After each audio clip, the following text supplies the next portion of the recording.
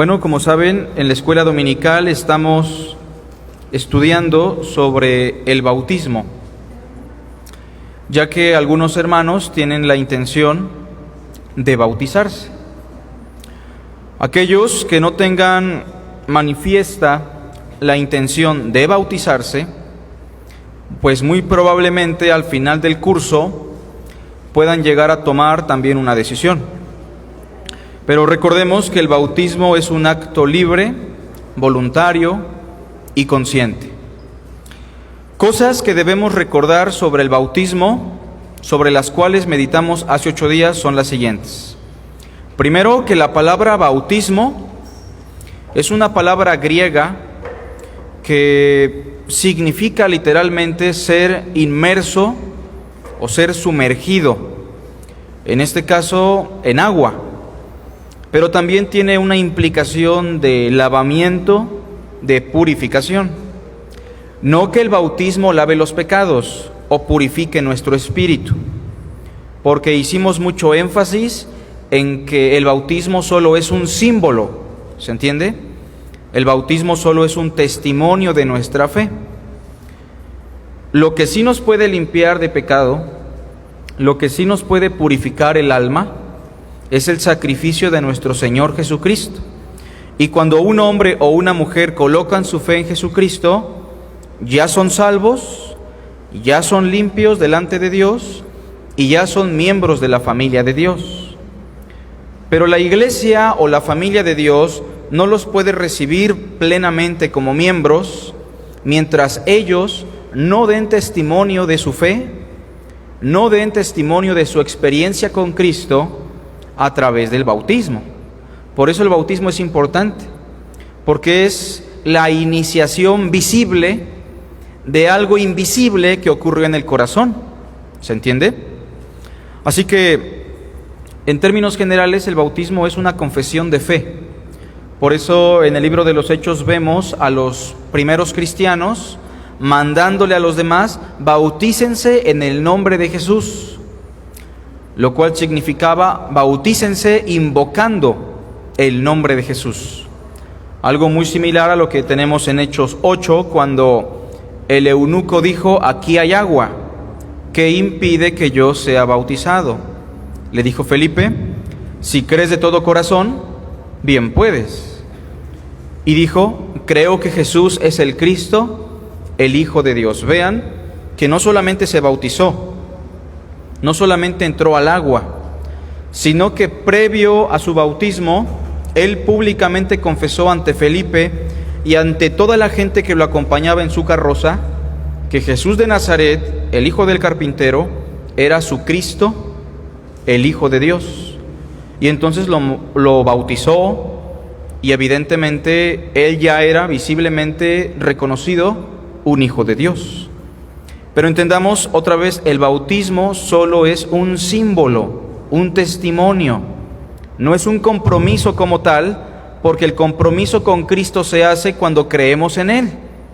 Si usted piensa que el bautismo lo compromete a algo, entienda que lo compromete con Dios es la fe en Cristo. Entonces, los hermanos que se van a bautizar, no se van a bautizar para comprometerse, porque si ya creyeron en Jesucristo, ya tienen un compromiso con Cristo, ¿se entiende? Por medio de la fe y por el Espíritu que mora en ellos. Se bautizan solo para dar testimonio de ese compromiso, de esa fe, de esa experiencia de salvación que han recibido tiempo atrás, días tal vez, meses, años, horas atrás. Por otra parte, explicábamos que a través de los tiempos, el concepto de bautismo se empezó a deformar y se deformaron varias cosas. ¿Quién recuerda una de estas deformaciones que mencionábamos? Primero, se deformó el significado, ¿no?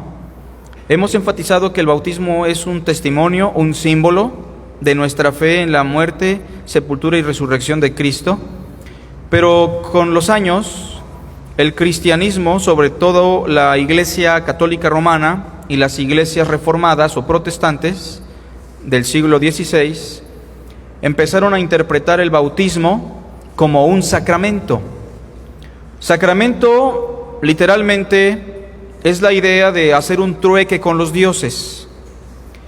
Esa es la idea de un medio de gracia. En ese sentido, muchos pensaban que el bautismo era un medio por el cual podían recibir el favor de Dios para su salvación o para su santificación. Lo miraban como un sacramento, pero hemos dicho que no. Los únicos medios que nos pueden proveer de la gracia de Dios para nuestra salvación y nuestro crecimiento como cristianos son la palabra de Dios y el Espíritu de Dios, nada más. Mencionaba con un hermano en la semana sobre la gracia común. La gracia común es otra cosa muy diferente, porque la gracia de Dios se ha manifestado a todos los hombres desde el hecho que el sol sale para buenos y malos, llueve para justos e injustos. Pero cuando hablamos de medios de gracia, hablamos de elementos que nos proveen de la gracia divina para ser salvos o para crecer en nuestra salvación. Y el bautismo no es un sacramento o un medio de gracia, ni la cena del Señor. Otra deformación que mencionábamos era sobre el candidato a bautizar. ¿Quién es el único que puede calificar como candidato para el bautismo? ¿Qué tipo de persona? O sea, ¿qué persona es la única que puede ser bautizada? Un creyente, alguien que tenga conciencia de su fe, pero no una fe inconsciente a la manera del cristianismo actual, de repite esta oración y después te meto al agua, sino más bien de alguien que es consciente de su fe de acuerdo al testimonio de las Sagradas Escrituras. Y no importa la edad, en ese sentido, si es un jovencito de 13, 14, 15 años, pero es consciente de su fe, pues no tiene ningún inconveniente para bautizarse. Si su fe es falsa, no lo sabemos y no tenemos la obligación de mirar su corazón porque ni siquiera tenemos la capacidad de hacerlo. Pero si en teoría, si de sus labios brota una fe correcta, tenemos la obligación de bautizar a tal persona. Pero se deformó porque, recordemos, que el imperio empezó a mezclar al cristianismo con todas las personas y empezó a bautizar aceleradamente a todas las personas, únicamente con fines políticos, económicos, y entonces ya no importaba si la persona tenía una fe o no. Más adelante se empezó a bautizar también a los niños para garantizar que fueran fieles a Cristo en un futuro, pero de antemano sabemos que esa no era la intención, sino más bien que fueran fieles al imperio. Y es algo muy común a la fecha, ¿no? Que alguien dice, pues yo no puedo ir a tu iglesia, yo no te puedo escuchar, porque a mí me bautizaron de chiquito y yo soy católico romano. No tienen conciencia de lo que dicen, pero esta estrategia militar, política, funcionó muchísimo en aquella época y sigue funcionando de alguna manera, ¿no? También se deformó la fórmula bautismal. Hablaremos de eso en otras sesiones. Pero bueno, también se deformó la forma en la cual se bautizaba. Empezaron a derramar agua sobre la cabeza, lo cual se conoce como infusión. Y también después, por cuestiones de salud o por el frío extremo, prefirieron salpicar la cara de los niños y de los candidatos al bautismo, lo que se conoce como aspersión. Yo creo que todos aquí tienen una experiencia con eso. Si no es que fueron bautizados así, tal vez fueron a un bautismo, una misa, una celebración presbiteriana o anglicana, en donde así se bautizaba a las personas o a los niños, ¿no? Ese tipo de bautismo evidentemente es inconsciente y tiene una fuerte raíz en la tradición de esa denominación, más que en la base de las Escrituras, ¿no? No condenamos a hermanos presbiterianos o anglicanos porque si han creído en el Señor, se van con el Señor, ¿estamos de acuerdo? Si han creído en Él, son salvos. Lo que estamos criticando aquí, o juzgando en el buen sentido de la palabra, es el bautismo que está fuera del contexto bíblico. La forma, el candidato, la fórmula, el significado, eso es lo que estamos juzgando de acuerdo a las Sagradas Escrituras. Entiéndase que juzgar no siempre significa condenar, sino discernir y dar un juicio correcto de las cosas. Por eso la palabra nos sirve como guía para juzgar cada situación. Muy bien, hoy hablaremos del proceso que nos conduce al bautismo. El proceso que nos conduce al bautismo. Les vamos a enviar al grupo de la iglesia el PDF y lo estamos enviando de manera personal a los que se van a bautizar. ¿Sí les llegó en la semana? Bueno, quien guste se puede acercar a Gretita para que los anote y les mande el material. ¿Sale? El proceso que nos conduce al bautismo. Hechos, capítulo 8, por favor. Y si por allá alguien le presta una Biblia a mi primo Iván, por favor. Hechos, capítulo 8. Nos visita mi primo. Ahorita lo presentamos al ratito. Algunos ya lo conocen. Hechos 8, del verso 26 en adelante. Solo como para darles un dato interesante, en el libro de los Hechos tenemos muchas historias en donde ciertas personas llegaron a bautizarse. ¿Lo han notado? Como Lidia, como la familia del carcelero, como la multitud en el día de Pentecostés. Y entonces sería bueno que ustedes hagan un análisis de cuál fue el proceso que siempre los condujo al bautismo. Y nos daremos cuenta que el proceso siempre es el mismo. Contacto con la palabra, fe en la palabra de Cristo y en Cristo mismo, y eso culmina en el bautismo. Esos eran los únicos requisitos previos para llegar a ser bautizado. Y en este caso tenemos una historia muy interesante. Verso 26. Un ángel del Señor habló a Felipe, diciendo: levántate y ve hacia el sur, por el camino que desciende de Jerusalén a Gaza, el cual es desierto. Entonces él se levantó y fue. Y sucedió que un etíope, eunuco, funcionario de Candace, reina de los etíopes, el cual estaba sobre todos sus tesoros y había venido a Jerusalén para adorar, volvía sentado en su carro y leyendo al profeta Isaías. Aquí tenemos un personaje, Felipe, que por lo que sabemos en el libro de los Hechos, era diácono de la iglesia de Jerusalén. ¿Sí recuerdan cuando hubo un conflicto en el capítulo 6, donde las viudas eran desatendidas? Y los apóstoles dijeron: no es justo que nosotros dejemos el ministerio de la palabra para servir a las mesas. Y se buscaron 7 varones, entre los cuales estaban Esteban, que fue asesinado en el capítulo 7, y tenemos también a otro diácono llamado Felipe. Entiéndase que estos 2 diáconos predicaban la palabra fervientemente fuera de la congregación, pero en la congregación como diáconos tenían funciones que no involucraban el ministerio de la palabra. ¿Se entiende? Pero eso nos indica algo, que dentro de la congregación todos tenemos una función específica, pero fuera de la congregación todos debemos ser fervientes evangelistas o predicadores del mensaje de Cristo. Todos, hombres y mujeres, ancianos y jóvenes.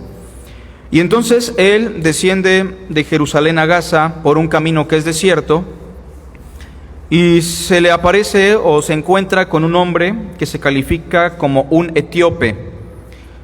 Etíope en referencia a la región o al país de Etiopía, que se encuentra junto a Egipto en el norte de África. Y entonces él es un etíope, pero se dice que este hombre, aparte de ser etíope, era un eunuco. Era un hombre dedicado al servicio de la reina de Etiopía. Un eunuco era un hombre dedicado al cuidado de las reinas o de la reina, con funciones donde muchas veces implicaba la administración del dinero de la reina, en otras ocasiones la alimentación de la reina, el cuidado de la reina, su protección, y para evitarse un problema inmoral entre la reina y los eunucos que la cuidaban y le servían, estos hombres desde pequeños eran preparados para el servicio a la reina y eran castrados o mutilados de su miembro para que no tuviesen relación alguna con la reina. Entonces este es un hombre que tiene una función específica, es un gentil, un etíope, y en el verso 27 se dice que era funcionario de Candace, reina de los etíopes. Él era el tesorero, se dice que estaba sobre todos sus tesoros, y había venido a Jerusalén para adorar. Otra cosa curiosa es que este hombre practicaba una religión. ¿Qué religión practicaba? El judaísmo, porque él subía a Jerusalén para adorar al Dios de los israelitas, para adorar al Dios de Abraham, Isaac y Jacob. Él es un prosélito judío que, aunque vive fuera de Jerusalén, practica el judaísmo y está interesado en agradar a Dios. ¿Se acuerdan de Cornelio en el capítulo 10? Otro varón que es el ejemplo vivo de un religioso que busca agradar a Dios. En el verso 28 dice que volvía sentado en su carro y leyendo al profeta Isaías. Eso significa que este hombre era rico o tenía una estabilidad económica muy buena, porque para comprarse un rollo o para obtener un rollo de los profetas era muy costoso, el costo era muy elevado y solo los hombres de buen rango tenían la posibilidad. Pero este hombre va leyendo al profeta Isaías. Si ustedes han leído al profeta Isaías, se darán cuenta que es un profeta cargado de información sobre el Mesías que habría de venir. De hecho, es el profeta que más habla sobre el Mesías en cuanto al reino y en cuanto a la obra de Jesús de Nazaret. Y en el verso 30, acudiendo Felipe, le oyó que leía al profeta Isaías y dijo: ¿pero entiendes lo que lees? Qué pregunta tan interesante, ¿no? ¿Entiendes lo que lees? Hay muchas personas probablemente aquí presentes, pero siendo generales, la gente de allá afuera y de todas partes muchas veces tiene contacto con la Escritura. No sé si a usted le ha pasado de repente, pues yo quiero leer la Biblia, voy a abrir en el Génesis. Pero muchas veces pasa que la persona o el individuo empieza a leer y llega el punto en el cual tiene un conflicto porque no entiende lo que lee. Sobre todo si llega al libro de Levítico, de los Números, se va a aburrir y se va a ver tentado a dejar el libro en un lado y va a pensar que eso no es para él, que Dios no le está hablando. Eso es para el pastor, para un sacerdote, para un religioso. Bueno, eso pasa precisamente por dos cosas. En primer lugar, porque una persona que no tiene el Espíritu de Dios no puede entender la palabra del Espíritu. ¿Estamos de acuerdo? Porque el hombre natural no percibe las cosas que son del Espíritu de Dios. Entonces, por una parte, él no podía entender la palabra porque no tenía el Espíritu Santo. Pero por otra parte, hay cristianos que no pueden entender la palabra aun cuando tienen el Espíritu Santo, porque no han sido iluminados por el Espíritu Santo para entenderla. Y para ser iluminados se necesita echar mano muchas veces de hermanos o hermanas, no importa en este caso, que puedan alumbrarnos un poco más en el conocimiento de la palabra. ¿Se entiende? Y por eso este hombre le dice, 31, él dijo: ¿y cómo podré si alguno no me enseñare? Y rogó a Felipe que subiese y se sentara con él. Recordemos que Felipe era un diácono, pero entendía su responsabilidad de compartir el Evangelio de Cristo. Y el Señor le está poniendo todo en bandeja de plata, ¿no? Porque tiene a un hombre sensible, que tiene ganas de conocer al Dios de Israel. Encuentra a este hombre providencialmente con el rollo del profeta Isaías.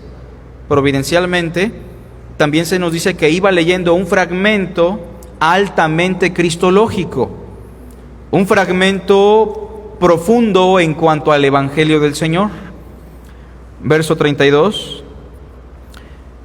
El pasaje de la Escritura que leía era este: como oveja a la muerte fue llevado, y como cordero mudo delante del que lo trasquila, así no abrió su boca.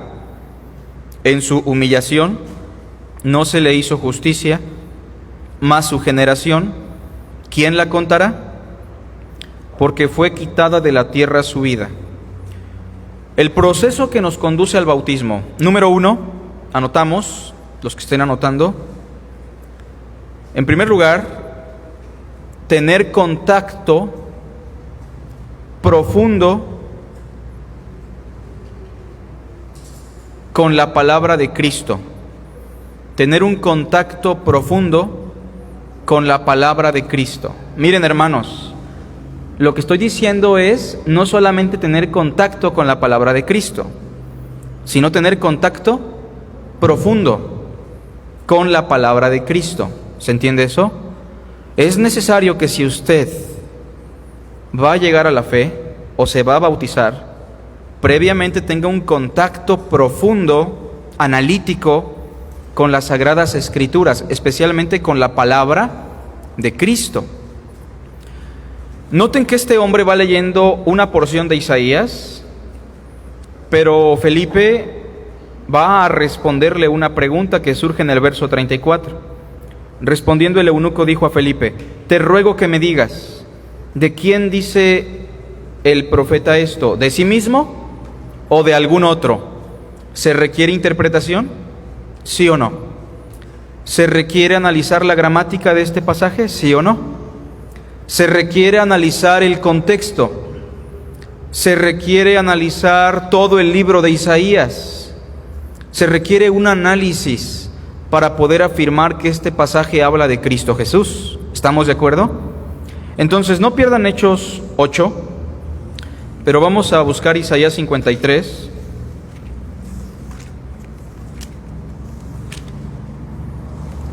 Isaías 53. Yo creo que todos en algún momento han tenido la oportunidad de leer Isaías 53, que es un capítulo altamente cristológico, es decir, que nos habla sobre Cristo. Incluso algunos le han llamado el quinto evangelio: Mateo, Marcos, Lucas, Juan, Isaías 53, ¿no? Porque solamente este capítulo bastaría para que una persona conociera toda la obra redentora de Cristo Jesús. Isaías 53 habla de tantas cosas sintetizadas que un ser humano puede llegar a la fe únicamente por este pasaje. Ejemplo de ello es el eunuco, ¿o no? Bueno, veamos el capítulo 53, específicamente lo que iba leyendo el eunuco. 53, 4, por favor. Ciertamente llevó él nuestras enfermedades y sufrió nuestros dolores, y nosotros le tuvimos por azotado, por herido de Dios y abatido. Mas él herido fue por nuestras rebeliones, molido por nuestros pecados. El castigo de nuestra paz fue sobre él, y por su llaga fuimos nosotros curados. Todos nosotros nos descarriamos como ovejas, cada cual se apartó por su camino, mas el Señor cargó en él el pecado de todos nosotros. Angustiado él y afligido, no abrió su boca. Como cordero fue llevado al matadero, y como oveja delante de sus trasquiladores, enmudeció y no abrió su boca. Por cárcel y por juicio fue quitado, y su generación, ¿quién la contará? Porque fue cortado de la tierra de los vivientes, y por la rebelión de mi pueblo fue herido. Es claro para nosotros que este pasaje que iba leyendo el eunuco es un pasaje que nos habla sobre quién, sobre Jesús de Nazaret, sobre sus sufrimientos. Pero el eunuco hizo una pregunta: ¿de quién dice esto el profeta? ¿De sí mismo o de algún otro? Entonces, en la mente del eunuco existía la posibilidad de que la profecía fuera en referencia al profeta Isaías.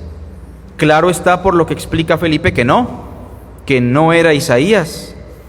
Los judíos que no creen en el Señor Jesucristo consideran el libro de Isaías como un libro inspirado por Dios.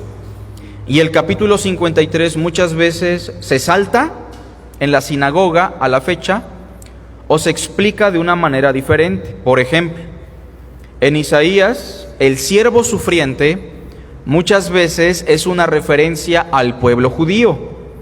¿Cuál es el pueblo más maltratado? Israel. ¿Cuál ha sido el pueblo más perseguido? Israel. Angustiado y afligido, Israel nunca abre su boca. Como cordero siempre ha sido llevado al matadero.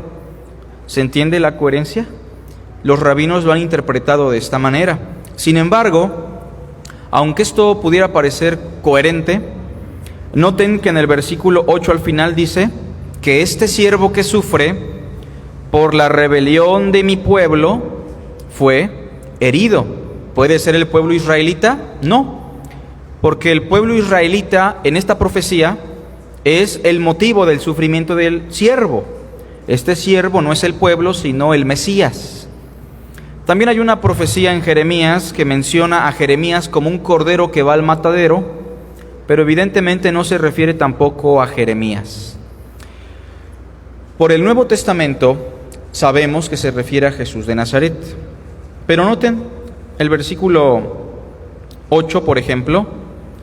Cristo Jesús fue quitado de esta tierra por medio de la cárcel. Cuando leemos en los evangelios lo vemos encarcelado, los soldados burlándose y golpeándolo, a través de juicio o juicios con el Sanedrín, Poncio Pilato, Herodes, el tetrarca. Su generación, ¿quién la contará? Como varón judío no dejó descendencia, lo cual es un acto de humillación, porque fue cortado de la tierra de los vivientes y por la rebelión de mi pueblo fue herido. Verso 9, y se dispuso con los impíos su sepultura. Recordemos que lo querían enterrar con los ladrones que estaban en la cruz. ¿Recuerdan eso? Mas con los ricos fue en su muerte. Pero había un hombre llamado José de Arimatea, de los fariseos, que le otorgó un sepulcro dentro de la comunidad elitista de aquellos días. Por eso dice que con los ricos fue en su muerte. Aunque nunca hizo maldad, una naturaleza inmaculada, sin pecado, ni hubo engaño en su boca. Entonces, esta profecía es en referencia a la muerte de nuestro Señor Jesucristo. Y también se nos habla de la resurrección. Si ven el versículo 10, con todo eso, el Señor quiso quebrantarlo, sujetándole a padecimiento. Cuando haya puesto su vida en expiación por el pecado, ¿qué dice? Verá linaje. ¿Cómo puede ver linaje si en el verso 8 se dice que no dejó una generación? ¿Se entiende? Bueno, es que Él no dejó un linaje físico, dejó un linaje espiritual que somos todos nosotros. El Señor verá linaje, vivirá por largos días. ¿Cómo puede vivir si se nos acaba de decir que fue muerto? Bueno, eso explica el evento de la resurrección. Y la voluntad del Señor será en su mano prosperada. ¿Cómo va a prosperar su voluntad si se dice que fue humillado y menospreciado? Bueno, precisamente cuando Él resucita dice, toda potestad me ha sido dada. Es una profecía extremadamente profunda e importante. Entonces, en primer lugar, es necesario que aquella persona que va a experimentar el bautismo en un futuro tenga un contacto profundo, consciente, íntimo con las Sagradas Escrituras. Eso es determinante. ¿Qué dice Romanos 10:17, mis hermanos? Me gustaría que alguien lo lea en voz alta desde la versión de las Américas, si es que alguien tiene la posibilidad. Por allá, Josué, nos apoyaría en voz alta. Y busquen todos los demás, Romanos 10:17, por favor. Sí, escuchamos a Josué en voz alta y lo comparamos con la Reina Valera.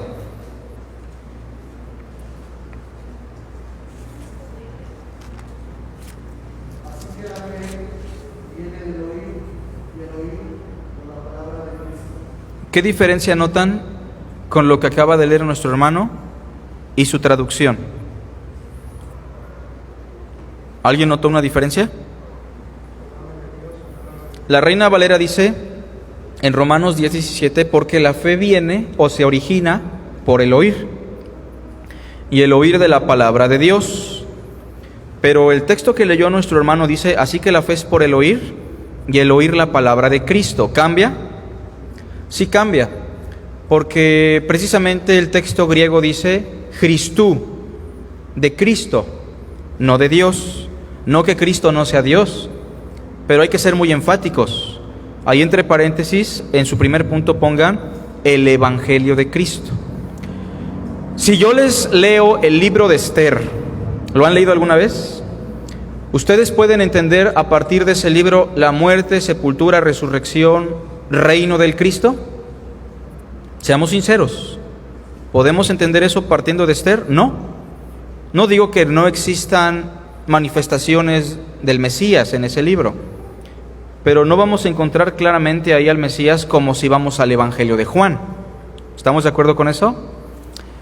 Si vamos al libro de Ruth, sí encontramos manifestaciones del Mesías como la redención, pero no vamos a encontrar tanta evidencia como en el libro de Romanos. Sí estamos de acuerdo, ¿verdad? Entonces, la fe se produce no solamente por oír la palabra de Dios, es oír específicamente la palabra de Cristo, el mensaje que versa sobre Cristo Jesús. O sea, si usted va con su vecino y le abre la Biblia en Proverbios y le dice, mira, aquí dice, sobre todas las cosas guardadas, guarda tu corazón porque de él mana la vida, usted le va a ayudar, le va a dar un buen principio. Pero eso no es el Evangelio, ¿estamos de acuerdo? Eso no va a producir la fe en Cristo. Es necesario predicar exclusivamente y entender la palabra de Cristo. Vean Hechos otra vez, capítulo 8. Entonces en el verso 34, Felipe escucha una pregunta del eunuco. La pregunta es, ¿de quién dice el profeta esto? ¿De sí mismo o de algún otro? Y hay una cuestión de interpretación. Por eso ustedes, hermanos, sean diáconos, diaconisas, o no tengan una posición de enseñanza en la congregación, no significa que usted menosprecie la interpretación. Hay hermanos a los cuales muchas veces les animamos a estudiar hermenéutica, y hasta se mofan. ¿Qué palabra tan rara? ¿Qué es eso? Yo quiero estudiar la palabra de Dios, no cosas que estén fuera de ella, ¿no? Pero menospreciamos la interpretación, menospreciamos la rama de la exégesis, cuando realmente desde el primer siglo vemos que es importante entender la palabra para poderla interpretar. Aquí Felipe no solamente tiene que explicar un pasaje, tiene que interpretar correctamente el pasaje, y de eso depende la salvación de un hombre. ¿Estamos de acuerdo? Versículo 35. Entonces Felipe, abriendo su boca y comenzando desde esta escritura, le anunció el Evangelio de Jesús. Otra vez enfatizamos el contacto con la palabra, las escrituras, enfáticamente el mensaje de Cristo. Vean que Felipe no inició el mensaje o su predicación diciéndole, pues yo tuve una experiencia con el Señor, fíjate que yo tenía diabetes o cáncer, o yo fui alcohólico, pero por ahí me predicaron los hermanos de Jerusalén y mi vida cambió, ahora tengo un carro nuevo, ahora tengo salud, dinero y amor. No partió de sus experiencias personales, que aunque son hermosas y aunque son válidas, no les servirían para que una persona llegue a la fe. ¿Estamos de acuerdo? Es como aquellas personas que empiezan a querer convencer a los demás con, es que en la iglesia han sacado muchos demonios, ¿no? Yo veía una publicación en Facebook de una fila, ¿no?, que iba con la niña que fue al infierno y tuvo sueños, ¿no? Y otra fila muy corta de aquel varón que iba a predicar sobre las Sagradas Escrituras. Y estamos en ese tipo de situaciones en donde le damos más peso a las experiencias que a la palabra de Dios. Pero Satanás es muy astuto. Satanás también nos desvía a través de otras cosas como la tradición, a través del razonamiento humano, a través tal vez incluso de un libro teológico al cual le podemos dar más peso que a la palabra de Dios. Hablaba con una hermana sobre algo importante. Satanás no está interesado en jalarnos los pies en la noche, ¿o sí? ¿Él qué gana con eso? Todo lo contrario, ¿no? Lo afectamos. Satanás no está interesado en espantarnos en la oscuridad o en buscar derramar sangre por la pared. Satanás está interesado en engañarnos, en distorsionar el mensaje que produce salvación, en llevarnos a la tradición, a la experiencia, al razonamiento humano por encima de las Sagradas Escrituras. Y es por eso que el hermano que se va a bautizar debe tener una convicción firme de lo que dicen las Sagradas Escrituras. Hoy estamos llenos de libros de 20 pasos para llegar al bautismo. Está uno famoso, 9 marcas de una iglesia sana. No digo que sea un mal recurso. Simplemente estoy diciendo que no pueden sustituir a las Sagradas Escrituras. Hay tradiciones que son buenas, ¿no? El hecho de que nuestro hermano Rafa toque himnos forma parte de una tradición, ¿no? De una tradición que es buena y edificante. El hecho de que muchas veces en la congregación se predique de pie y no sentado como los rabinos, por ejemplo, forma parte de una tradición. Las tradiciones no son malas, se vuelven malas cuando están por encima de las Sagradas Escrituras. Y entonces, en primer lugar hemos dicho, contacto profundo con las Sagradas Escrituras. Oh insensatos y tardos de corazón, para creer todo lo que los profetas han dicho. ¿No era necesario que el Cristo padeciera todas estas cosas y que entrara en su gloria? Y comenzando desde Moisés y siguiendo por todos los profetas, le declaraba por todas las Escrituras lo que de él decían. Estas son las cosas que os hablé estando aún con vosotros, que era necesario que se cumpliera todo lo que está escrito de mí, dijo el Señor, en la ley de Moisés, en los profetas y en los salmos. Las Escrituras dan testimonio de mí. Si usted se va a bautizar, le animo a que tenga un contacto ferviente con el mensaje de Cristo en su palabra. Número 2, una fe consciente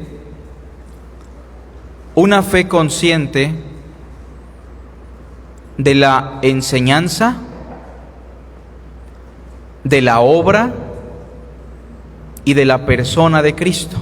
Repito, el otro aspecto de este proceso es una fe consciente de la enseñanza, de la obra y de la persona de Cristo. La fe en Cristo, mis hermanos, contiene 3 elementos importantes. Cuando una persona dice yo creo en Jesús, esa persona debe ser consciente de qué enseñó Jesús, ¿no? De la enseñanza. ¿Qué otra cosa? ¿Qué hizo Jesús? Y en tercer lugar, ¿quién es Jesús? Hay personas que se han bautizado que si ahorita les preguntamos ¿quién es Jesús de Nazaret? Dirían pues es el Cristo. ¿Por qué? Bueno, porque murió en una cruz, ¿no? Entonces a veces no hay conciencia de quién es Jesús. O si les preguntamos ¿qué enseñó Jesús? Enseñó muchas cosas, nos enseñó a morir, nos enseñó a vivir. Es un buen revolucionario, un guerrillero social. Un ejemplo de ello es nuestro presidente, ¿no? Dice, soy cristiano y tengo fe en Jesús.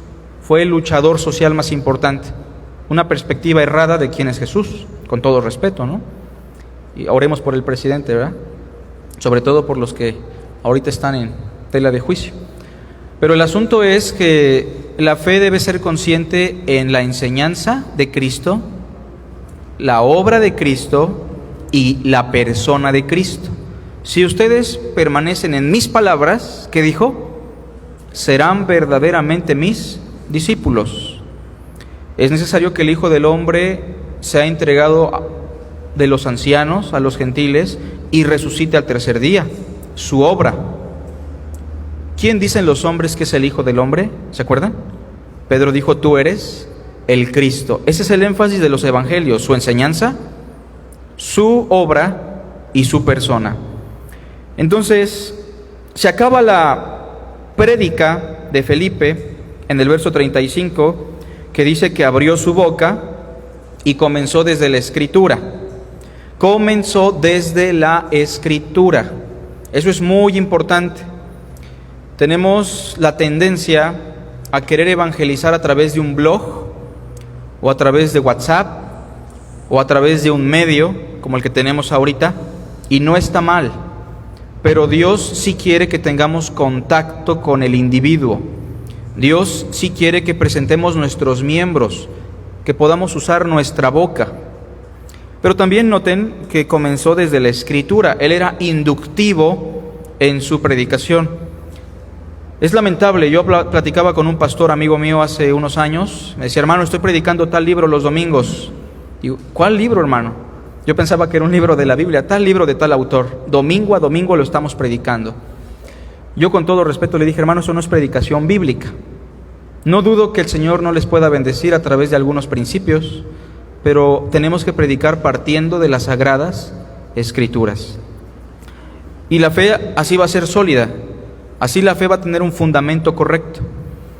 Vean el versículo 36.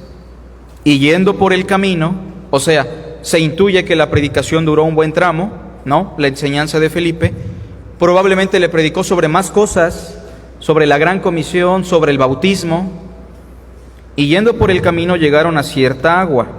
Y dijo el eunuco: aquí hay agua, ¿qué impide que yo sea bautizado?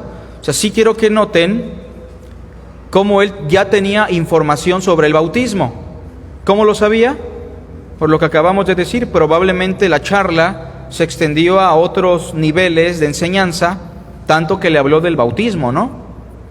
Llegan a un lugar donde había agua.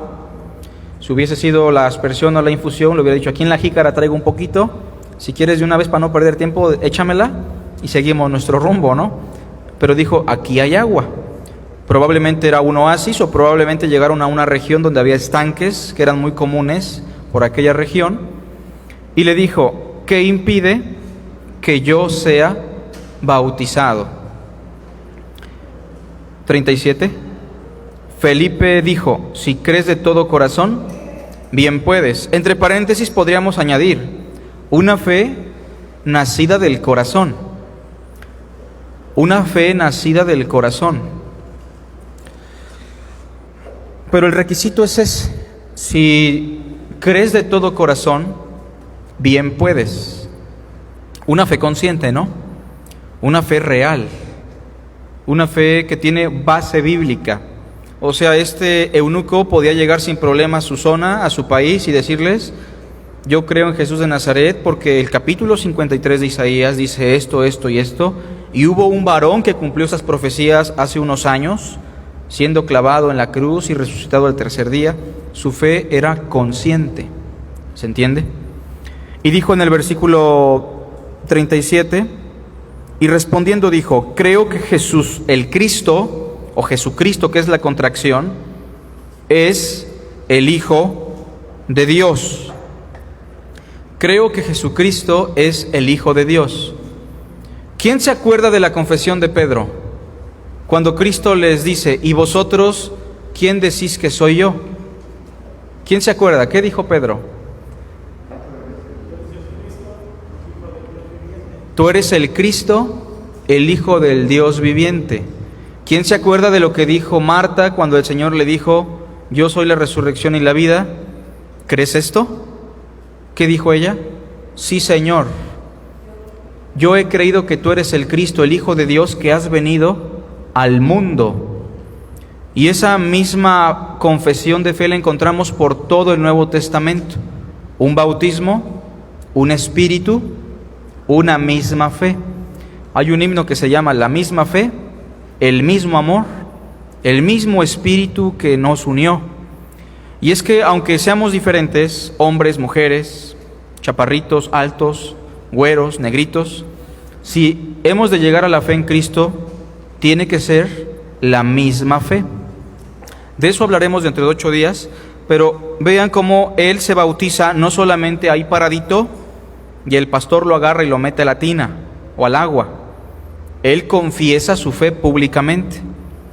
Existe la tendencia gringa o americana de que una persona llega al culto, se le hace repetir una oración y si no se logra, se le forza casi, y casi que si la persona se encuentra de buenas, pues le pedimos que se ponga una bata, inmediatamente lo presentamos como un miembro de la iglesia. Yo no dudo que muchas personas hayan pasado por eso de manera correcta, pero la gran mayoría no es consciente, hermanos. La gran mayoría no entiende nada de lo que acabamos de decir hoy. Me contaba un hermano de un pastor allá en la costa de cómo andaba persiguiendo a los niños en el campo para llevarlos al bautisterio, ¿no? Cómo llegaba con un varón y le predicaba de Cristo y le decía, repita la oración. Dice, pero es que yo no quiero, a mí no me interesa lo que tú me predicas. Y el otro hermano decía, pastor, pues ya vámonos. Pues él no quiere nada. Dice, no, hermano, lo vamos a ganar para Cristo, ¿no? Y bueno, ¿qué quiere que yo haga para que ya usted se pueda retirar? Pues que hagas la oración. Bueno, pues la hacemos, ¿no? Y me da curiosidad cómo hay más inconsciencia en los ministros que en las personas, incluso, que entienden que no están preparados ni para repetir una oración ni para bautizarse, ¿no? Sale este pastor diciendo, pues lo ganamos, como se lo dije, anótenlo en la libreta. O sea, cosas bastante absurdas, pero que son palpables en el cristianismo de nuestros días por falta de tener contacto con las Escrituras. Y entonces vean que en el versículo 37, si crees de todo corazón bien puedes, y respondiendo dijo, creo que Jesucristo es el Hijo de Dios. ¿Entendía lo que significaba creer que Jesús era el Cristo? Lo entendía. ¿Entendía qué significaba creer que Jesús era el Hijo de Dios? También. ¿Usted lo entiende? Probablemente lo cree. Y probablemente no lo puede explicar sistemáticamente, pero yo estoy seguro que la gran mayoría tiene esa fe. Y en el versículo 34 dice que mandó parar el carro y descendieron ambos al agua, Felipe y el eunuco, y le bautizó. También con respecto a la forma bautismal, quiero que noten cómo ellos descienden al agua y se efectúa el bautismo, que mencionábamos por su etimología y por el contexto de muchos pasajes, implica la inmersión. Ahora bien, veamos otros pasajes en el libro de los Hechos que nos hablan de la misma situación, ya para terminar. Vean Hechos, capítulo 2. No sé si recuerdan que en el capítulo 2 ocurre algo extraordinario. ¿Quién se acuerda? ¿Qué ocurrió en el capítulo 2? ¿Alguien se acuerda? Es el descender del Espíritu Santo y se daba la manifestación de un don conocido como el don de lenguas, que ya explicaremos después. El punto es que la gente que escuchó a los hermanos hablar en lenguas llegó a la conclusión de que esos hermanos estaban borrachos. Y Pedro empieza a predicarles. Vean el capítulo 2, por favor, verso 14. Entonces Pedro, poniéndose en pie con los 11, alzó la voz y les habló diciendo: varones judíos, y todos los que habitáis en Jerusalén, esto os sea notorio y oíd mis palabras, porque estos no están ebrios, como vosotros suponéis, puesto que es la hora tercera del día, mas esto es lo dicho por el profeta Joel. Mis hermanos, ¿qué notan ustedes en cuanto al evangelismo de Pedro y Felipe? ¿Qué semejanza encuentran?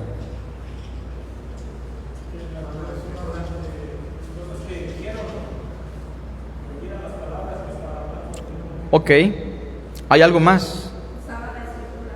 Que ambos partían de las Escrituras. Uno partió de Isaías y el otro del profeta Joel. Ahora, ¿creen ustedes que Pedro tenía dinero como para comprarse el rollo de Joel? Pescador, y cuando pescó bien fue por el Señor, pero regularmente no agarraba nada, del vulgo y sin letras. Para este punto tal vez ya sabía escribir y leer, ¿no? Pero empieza a predicarles. Verso 17, en los postreros días, dice Dios, derramaré mi espíritu sobre toda carne. Bueno, lee todo el pasaje de Joel y después lo explica. Después le pone sentido o lo interpreta. Verso 22, varones israelitas, oíd estas palabras.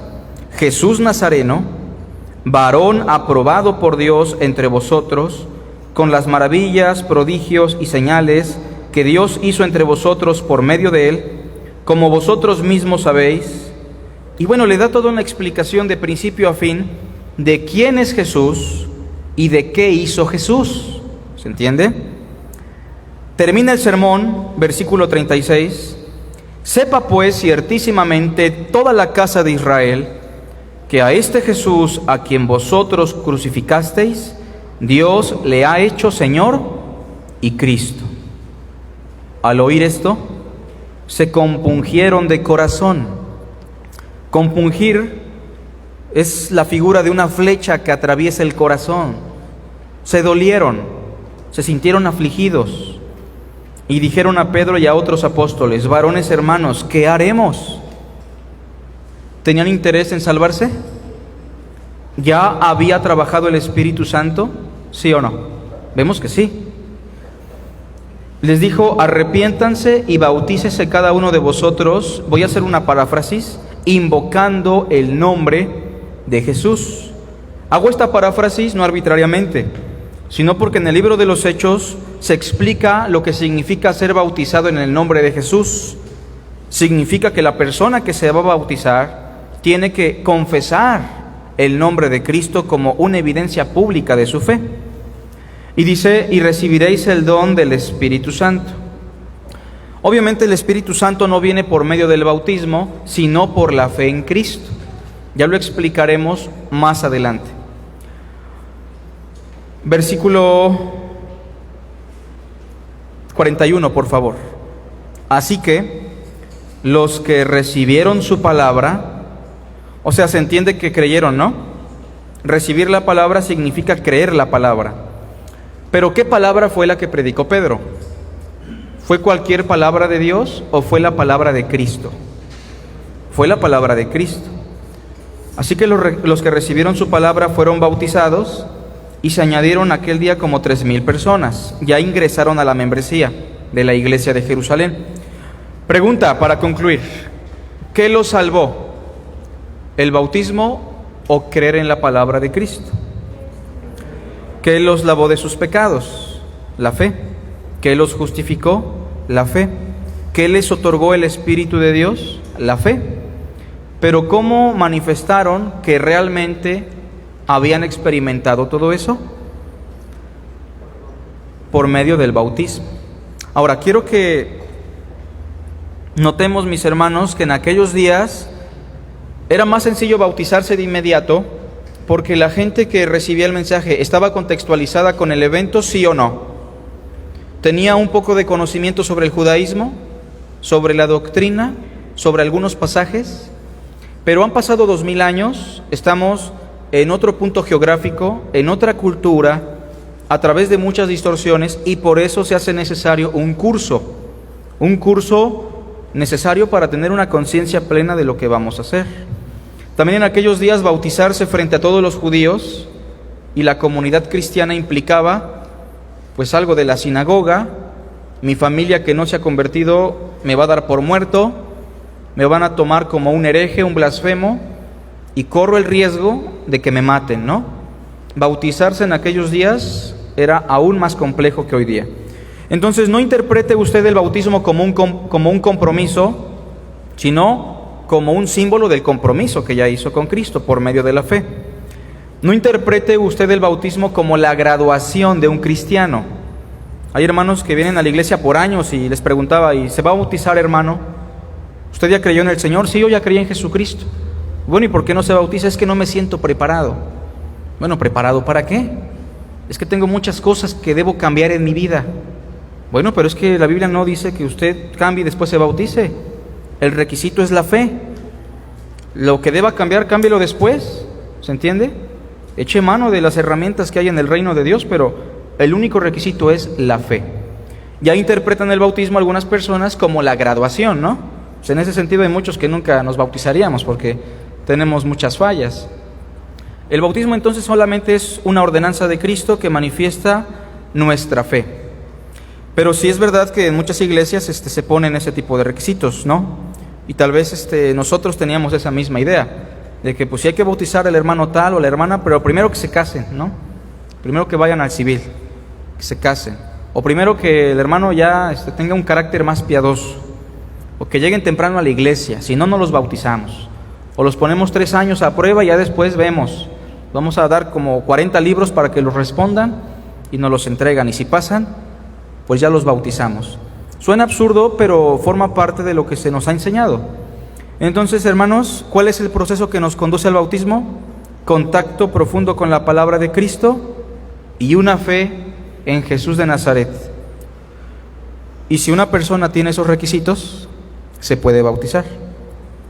Les reitero que se les va a mandar el material en la semana y dentro de 8 días seguimos con el curso.